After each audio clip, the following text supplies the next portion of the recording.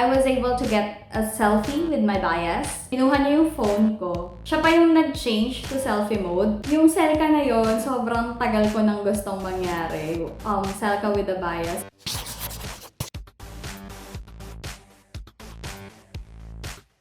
I'm Regine Morales. I'm 30 years old and I'm currently working as a physician. I'm Marilyn Buenaflor, 30 years old, and I am an accountant.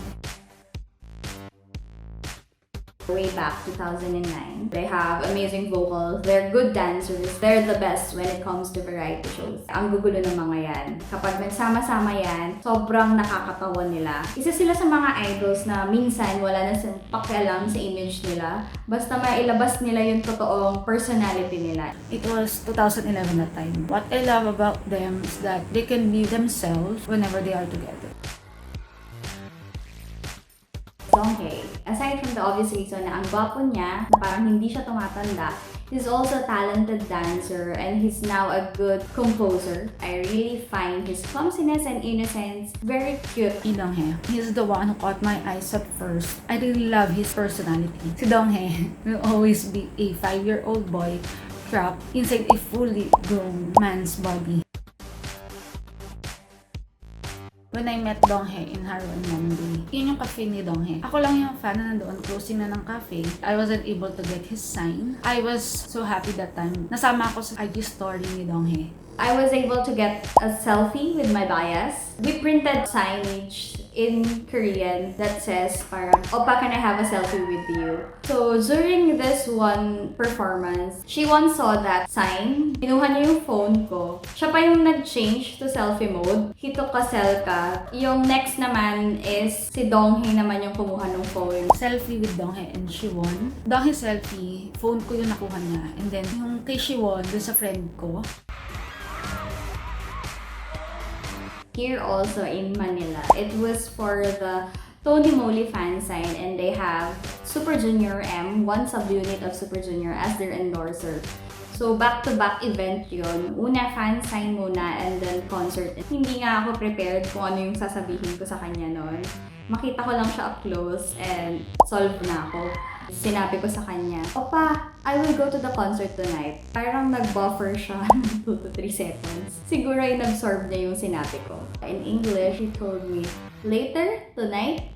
Then I said, "Yes, I will go to the concert tonight.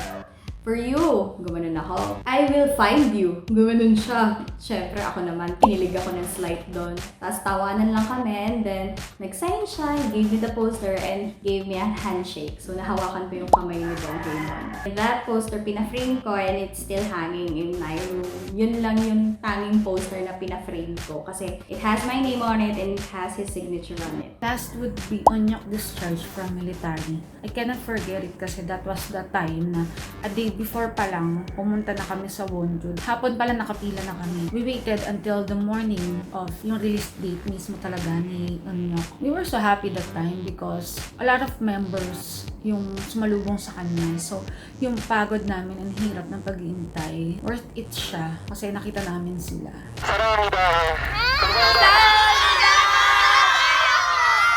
I have the solo trip in South Korea then na nag-coincide sa comeback promotions ni Sungmin for his solo album. Nagkaroon ng schedule si Sungmin for MBC's Show Champion. In between takes, kinakausap niya kami. He was asking if okay lang yung birth niya, if we are doing okay, kung okay lang daw ba kami. On his way back to the studio, he told us to form a single line. I have 3 albums na pinasign sa kanya and he was so sweet about it. Sabi ko, "It's for my friends." Then he told me, Chingu, ganun.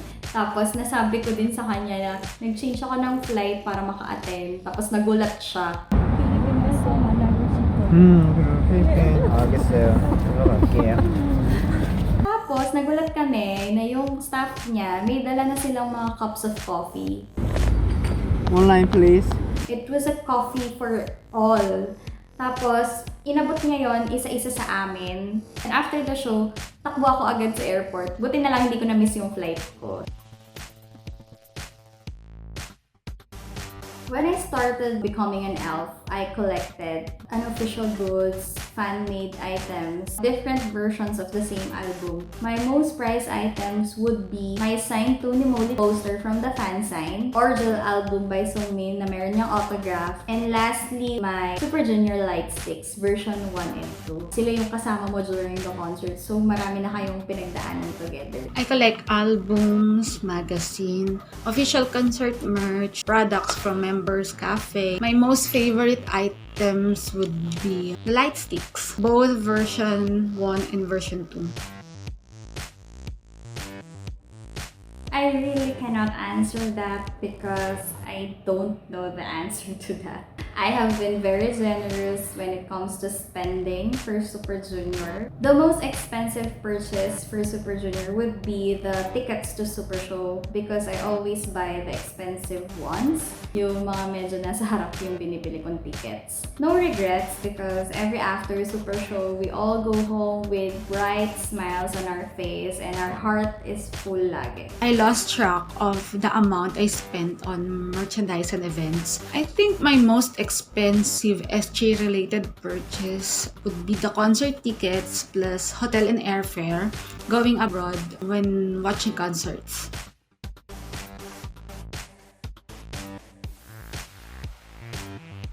Super Junior is celebrating their 15th anniversary this 2020. Being part of that journey is making me very emotional when I tend to look back on the struggles we had to endure just to support Super Junior. Then it makes me think na eto na yung narating namin. I'm so proud of them being the pioneer of Hallyu Wave in the Philippines. I'm also thankful to Super Junior because they have been with me during the most difficult stages of my life. Siguro difference ko from before, I can say that I'm now a mature fan. I'm very accepting na of their life decisions. Basta kung saan sila masaya, I fully support them on that. Proud and happy because for the 15 long years, they chose to stay together. They are still the same Super Junior we've known from the start. Nakatapos na sila at lahat sa military service, yet they are still there. Me as a fangirl 9 years ago compared right now, the only difference is that before, I can't buy those merchandise and albums kasi di pa ako nag-work nun eh. So, kailangan kong mag-ipon. Now, I can buy and I can go whenever I want to, but always reminding myself to spend within my means. Right now, experiences and memories yung treasure ko at yun ay pangmatagalan na.